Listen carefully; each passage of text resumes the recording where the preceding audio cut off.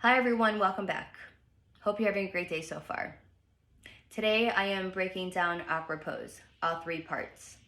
So I think for a lot of us, whenever we hear aqua pose in class, we get a little bit scared because it's a challenging pose.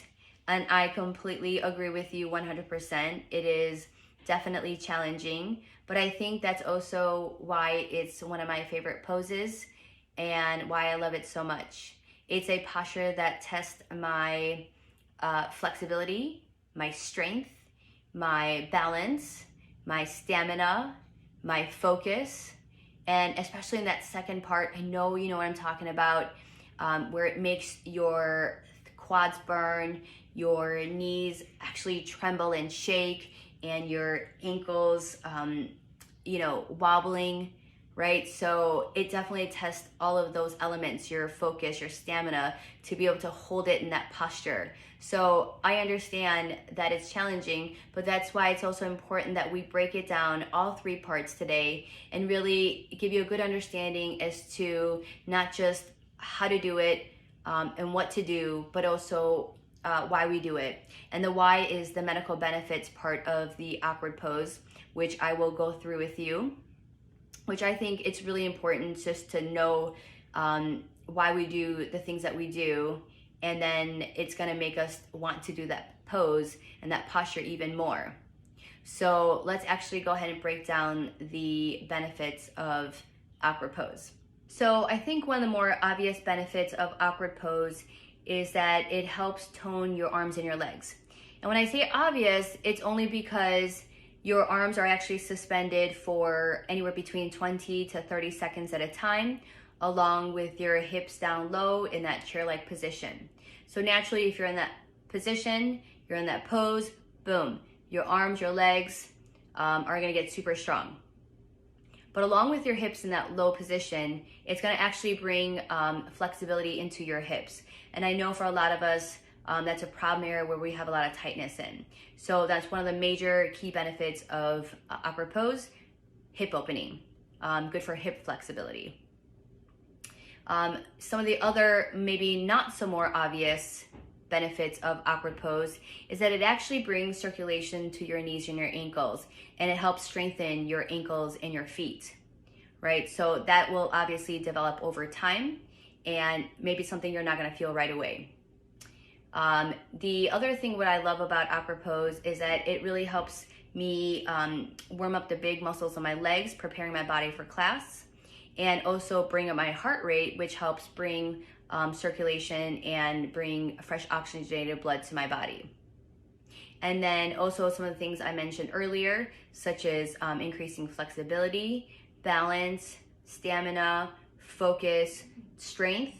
Those are all benefits of awkward posture as well. And then I think lastly, the other major benefit is that it helps actually lengthen your low back and create more space. And so it actually helps your body prepare for healing if there's any lower back injuries. So those are the major benefits of awkward pose.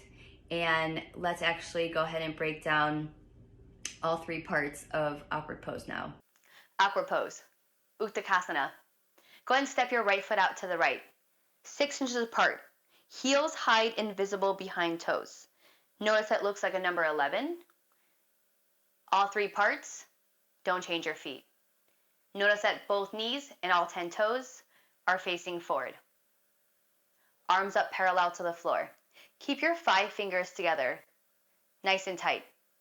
Stretch your arms forward as if you're going to touch something in front of you. Go ahead and tighten your triceps. Notice that if your arms stretch a little bit more forward. Suck your stomach in, exhale, breathing. Go ahead and sit down, feet flat position, hips right away into the chair. Notice 100% body weight into your heels. Go ahead and lift your chest up. Standing cobra pose, backward bend. Bring your upper body back. Suck your lower belly in and up.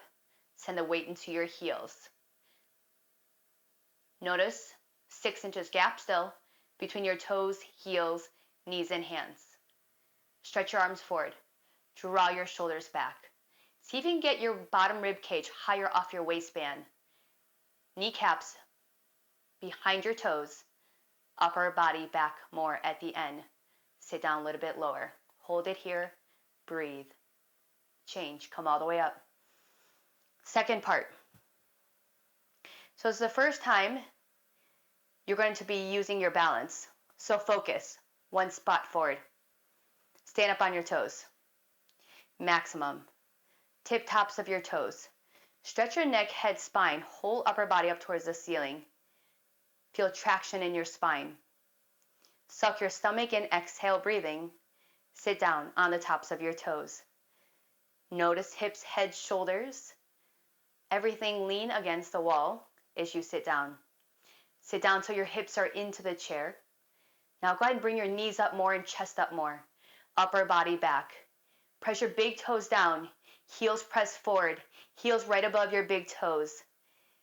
Now, notice that the hips don't go below the chairs. Just sit into the chair. Too good is no good. Bring your upper body back. Sink down another inch. Tailbone down. Change. Come all the way up. Heels come down. Third part. Come up off your heels. Squeeze your knees. Squeeze inner thighs. Squeeze it tight. I mean it. Squeeze it. Suck your stomach in. Exhale. Slowly come down.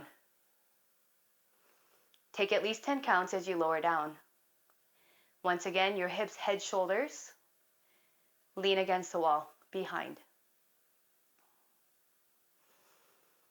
Continuously stretch your spine up towards the ceiling. Maintain a ½ inch gap between your hips and your heels. Bring your knees together and draw your knees down towards the floor. Notice your knees are below your hip creases. Lift your hips up another inch. Hips off your heel. Squeeze your inner thighs together. Draw your tailbone down. Upper body back at the end. Stomach in. Inhale, breathing. Slowly. Press your big toes down. Slowly come up off the floor. Heels come down.